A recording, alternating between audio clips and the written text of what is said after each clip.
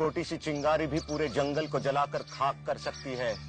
बाल पकने से कोई ज्ञानी नहीं हो जाता, ना ही धनायु और कुलीन होने से कोई बड़ा। ज्ञान की साधना करने वाला ही वृद्ध और महत्व होता है। हम ज्ञान वृद्ध हैं, इसलिए हमें भीतर जाने दो, या महाराज जनक और आचार्य बंदी को हमारे आगमन की सूचना दो। द्वारपाल, उन्हें भीतर आने दो। अश्वसेन, उन्हें भीतर आने दो।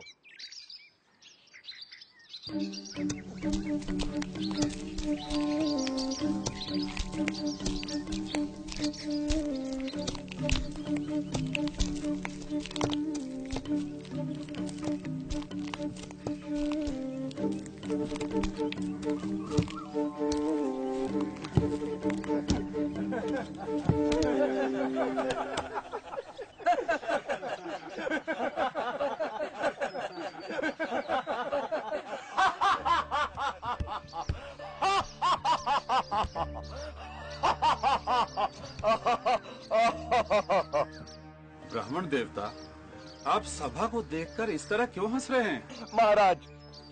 महाराज, मैं तो ये सोचकर यहाँ आया था कि जनक की सभा में आकर इन विद्वानों के बीच मैं आचार्य बंदी को शास्त्रार्थ के लिए चुनौती दूंगा, लेकिन यहाँ आकर मुझे लगा कि ये तो मूर्खों की सभा है। राजन, मैंने अपने हंसने का कारण तो बता दिया। अब आप अपने मूर्ख विद्वानों से पूछे कि वे किस पर हंसे, मुझ पर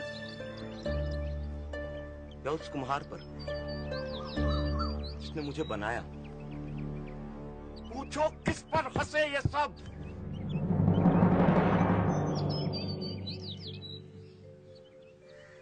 ब्राह्मण कुमार, मुझे और मेरे दरबारियों को इस अज्ञान के लिए क्षमा करें, पर मेरा निवेदन है कि अभी आप आचार्य बंदी से शास्त्रार्थ करने के लिए वयस्क नहीं हुए हैं। आचार्य बंदी से शास्त्रार्थ करना कठिन है। उनसे शास्त्रार्थ में हारने वाले को जल समाधि लेनी पड़ती है। इसलिए अभी आप और विद्या अध्ययन करें। राजन, आचार्य बंदी से शास्त्रार्थ के लिए मुझ पर गुरु कृपा ही पर्याप्त है, और जो अमर है उसे मृत्यु का क्या भय। किसी महान उद्देश्य के लिए प्राण देना मृत्यु नहीं होती। आप आचार्य बंदी के सामने मुझे प्रस्तुत करें। मैं हूं आचार्य बंदी। मैं तुमसे शास्त्रार्थ करने के लिए तैयार हूं, पर क्या तुम्हें मेरी शर्त स्वीकार है? एक ही बात बार बार कहे आप हमें भयभीत करने की नाकाम कोशिश क्यों कर रहे हैं? चाहो तो तुम दोनों एक साथ मेरे साथ शास्त्रार्थ कर सकते हो। मैं एक हूं और एक ही आपसे शास्त्रार्थ करूंगा।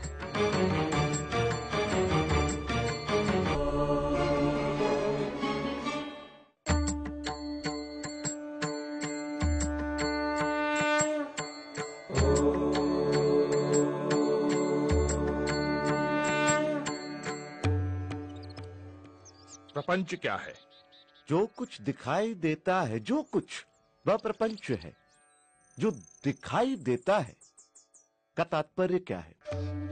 जो दृष्टिगोचर है, मन और इंद्रियों का विषय है, जिसे मैं स्वयं जानता हूं, वही दृश्य है। जो दृष्टा है उसे कौन जानता है?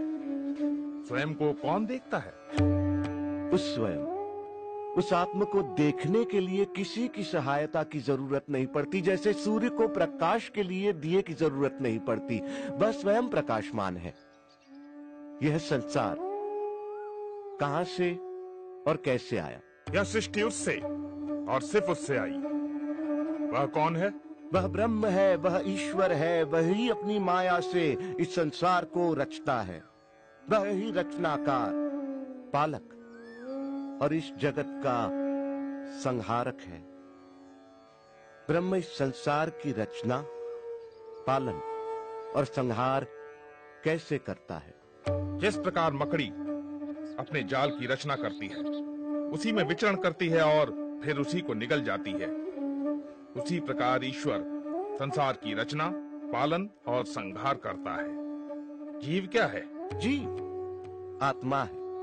वह निर्विकार स्वयं है, परंतु अविद्या के प्रभाव में आकर वह स्वयं को मन और शरीर समझ बैठता है। इसीलिए वह इस संसार का अनुभव करता है। अविद्या क्या है? अनात्मा को आत्मा समझना, निर्विकार को विकार युक्त समझना और इस संसार को ही सच समझना अविद्या है। तो विद्या क्या है? आत्म का ज्ञान विद्या है। सा विद्या या विमुक्त है वह जो हमें सारे दुखों, पीड़ाओं, बंधनों, अज्ञान, प्रतियोगिताओं, भ्रम और भ्रामक कल्पनाओं से मुक्ति दिलाए, वह विद्या है। जो हमें द्वैत के भाव से, हम दो हैं के विचार से, अलगाव के विचार से, तुम और मैं के भेद से मुक्ति दिलाए, वह विद्या है। विद्या दृष्टि देती है जिससे मनुष्य अपने ब्रह्म रूप को पहचान सके। साधो साधो साधो। ब्रह्म को जानने की प्रक्रिया क्या है? उसे जानने के दो मार्ग हैं। पहला मार्ग यह जानना कि ब्रह्म क्या नहीं है। जो ब्रह्म नहीं है उसका निषेध करना। सब नाम, रूप, गुण, सदोष और परिवर्तनशील वस्तु का निषेध कर निर्विकार को जानना। दूसरा मार्ग सत्य जैसा है उसे वैसा ही पहचानना। वह अस्तित्व रूप है, उसके बिना संसार का अस्तित्व ही नहीं है। वह ब्रह्म ही था, वह ब्रह्म ही है, इसलिए मैं ब्रह्म हूं, तुम ब्रह्म हो, हम सब ब्रह्म ही हैं, इसलिए सारा संसार ब्रह्म है। साधो साधो साधो। ब्रह्म को कैसे जाना जा सकता है? ब्रह्म को सही सामाजिक व्यवहार, आध्यात्मिक चिंतन, ध्यान पूर्वक सुनने, नित्य अनुभवों पर विचार करने और निष्कर्षों पर मनन करने तथा समाधि में जाकर जाना जा सकता है। ब्रह्म ज्ञानी के लक्षण क्या हैं? यदि कोई दावा करता है कि उसने ब्रह्म को जान लिया है तो वो ब्रह्म को नहीं जानता। ब्रह्म को जानने के साथ ही ब्रह्म को जानने का अहंकार मिट जाता है। क्या उसे तर्क से जाना जा सकता है? नहीं, परंतु तर्क सहायक हो सकता है।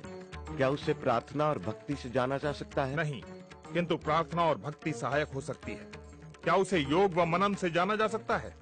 नहीं, परंतु योग व मनन सहायक हो सकते हैं।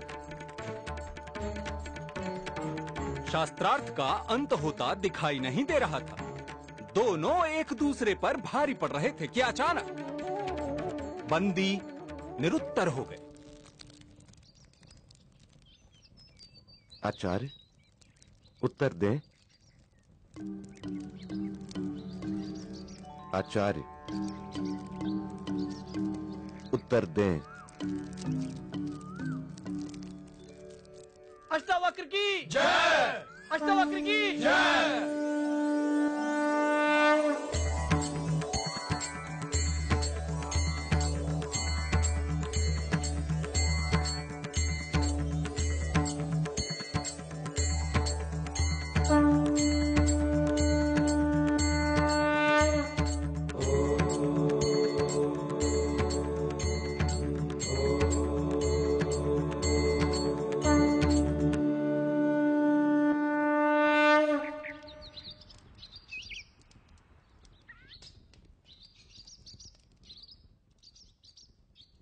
मैं अपनी पराजय स्वीकार करता हूं।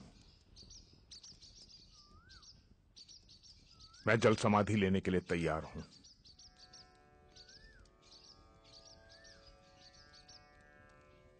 मैं आपको जल समाधि देने नहीं आया हूं आचार्य बंदी। याद होगा आप सबको कि आचार्य बंदी के अभिमान के कारण और इस प्रथा के कारण कितने निर्दोष विद्वानों की जान गई। आचार्य बंदी, याद करें आचार्य काहोड को।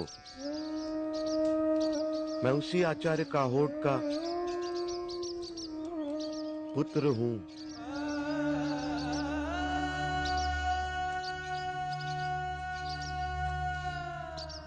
आज मैं विजयी हूं, आप पराजित।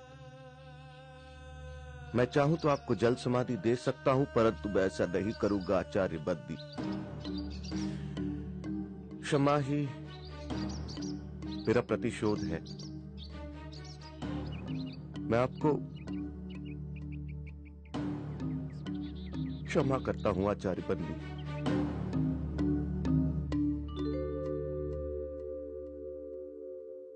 प्राण लेने से भी बड़ा दंड तुमने मुझे दिया बाल ज्ञानी।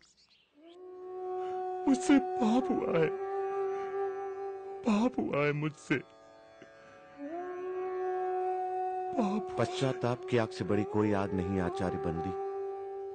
हर दिन इस आग में जला पवित्र हो, यही आपका प्रायश्चित होगा।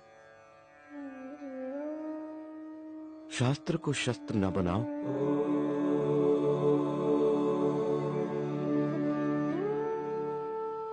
महाराज, शास्त्र जीवन का विकास करते हैं, शस्त्र जीवन का विनाश। जितना पुराना है हिमालय, जितनी पुरानी है गंगा, उतना ही पुराना है ये सत्य। हिंसा से कभी किसी ने किसी को नहीं जीता।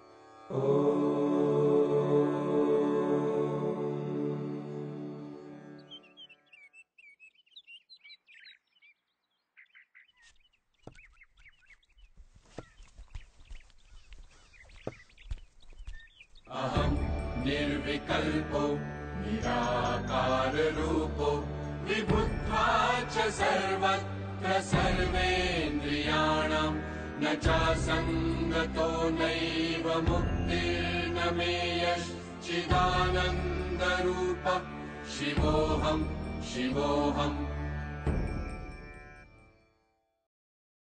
और उस दिन के बाद महाराज जनक ने जीवन लेने की यह प्रथा बंद कर दी। विवेक जीता, अहंकार हारा। अष्टावक्र ने सच कहा था, जितने पुराने पर्वत, जितनी पुरानी नदियां, उतना ही पुराना सच कि हिंसा से कभी किसी ने किसी को नहीं जीता।